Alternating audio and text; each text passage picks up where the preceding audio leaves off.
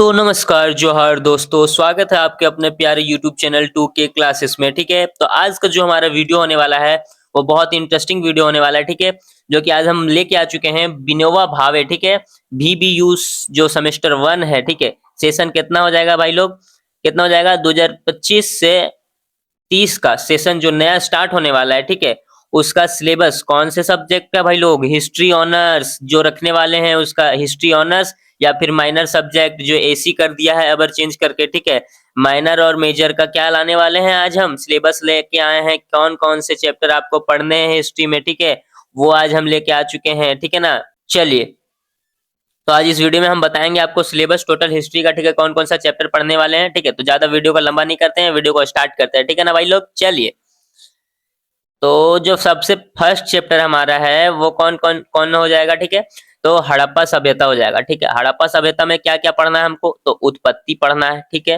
हड़प्पा सभ्यता का उत्पत्ति कैसे हुआ था। ठीक है, फिर उसका क्या पढ़ना है, विस्तार पढ़ना है, हड़प्पा सभ्यता का विस्तार, फिर विशेषताएं पढ़ना है। ठीक है, उसके बाद एवं पतन, उसका पतन कैसे हो गया था। ठीक है, वो मतलब कि कैसे खत्म हो गया था उसके बारे में हम पढ़ेंगे। ठीक है ना, चलिए दूसरा जो हमारा है, दूसरा चैप्टर है वैदिक सभ्यता। क्या है, वैदिक सभ्यता। ठीक है, तो इसमें क्या क्या पढ़ेंगे हम, सामाजिक, वैदिक सभ्यता के सामाजिक स्थिति के बारे में हम पढ़ेंगे। ठीक है, उसके बाद आर्थिक स्थिति के बारे में पढ़ेंगे, है ना।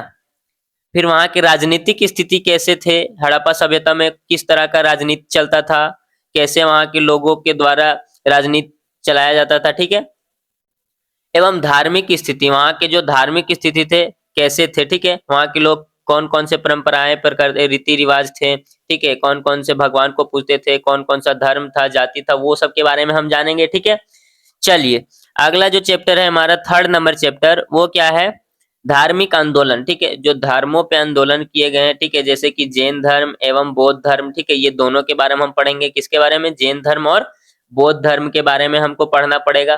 ठीक है, और केवल यही VB यूनिवर्सिटी का नहीं है, मतलब VBU यूनिवर्सिटी जो विनोबा भावे यूनिवर्सिटी का ही नहीं है, ये जो आपको देखने को मिलेंगे हड़प्पा सभ्यता हो गया, फिर धार्मिक आंदोलन, ये टोटल सेमेस्टर में देखने को मिलेंगे। ठीक है, और एक जो अबर हाल ही फिलहाल में न्यूज आया है। ठीक है, वो क्या है, JWU का यूनिवर्सिटी स्टार्ट हो गया है, मतलब कि जमशेदपुर वुमेन्स यूनिवर्सिटी जो है उसका जो है ना चांसलर पोर्टल में एडमिशन लेना स्टार्ट हो चुका है। ठीक है, तो चांसलर पोर्टल में उसका जो खुल गया है साइट। ठीक है ना, तो आप जाके वहां क्या कर सकते हैं, अपना चांसलर पोर्टल में फॉर्म फिलअप कर सकते हैं। ठीक है ना, किसका खुल चुका है, जमशेदपुर वुमेन्स यूनिवर्सिटी का जो है ना वो चांसलर पोर्टल खुल चुका है, आप जाके वहां से कर सकते हैं। ठीक है, तो चलिए वीडियो को आगे करते हैं हम।